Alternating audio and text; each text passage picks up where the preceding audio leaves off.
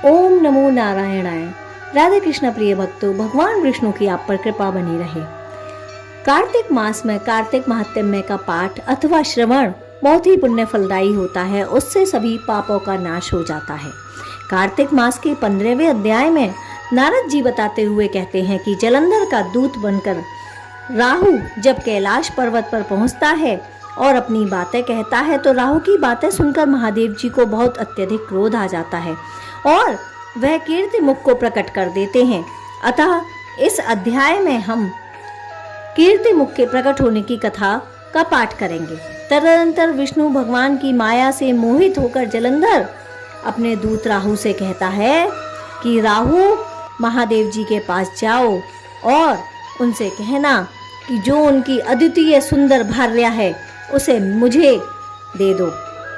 तब शुक्ल पक्ष में के चंद्रमा की तरह शोभायमान कैलाश की ओर राहु अपने शरीर की कालिमा से कृष्ण पक्ष की भांति काला करता हुआ कैलाश पर पहुंच गया और द्वारपाल नंदीश्वर की आज्ञा अनुसार महादेव जी के पास जा उनकी भ्रकुटी का संकेत पाकर राहु बोला, हे वृषध्वज देवता और सर्पों के पूज्य तथा सकल रत्नों के स्वामी त्रैलोक्य के नाथ श्री महाराज जलंधर की आज्ञा सुनो। भयानक शमशान में निवास करने वाला, हड्डियों के भार को धारण करने वाला, हमेशा नग्न रहने वाला प्राणी पार्वती जैसी रूपवान स्त्री का पति कैसे हो सकता है? मैं सब रत्नों का स्वामी हूँ। पार्वती भी स्त्रियों में एक रत्न है। अतः ऐसी रूपवान स्त्री को मेरा ही जैसा पति मिलना चाहिए और यह तुम्हारे जैसे भिक्षुक के योग्य नहीं है।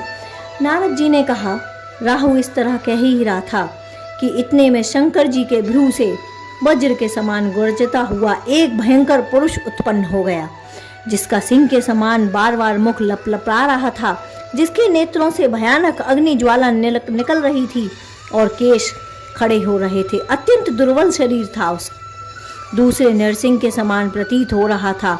अपने को खा जाने के लिए उस पुरुष की ओर अपनी ओर आता देखकर राहु बड़े बेग से भागा, परंतु उसने बाहर जाकर राहु को पकड़ ही लिया। वह पुरुष राहु को पकड़कर खाने के लिए उद्यत हुआ।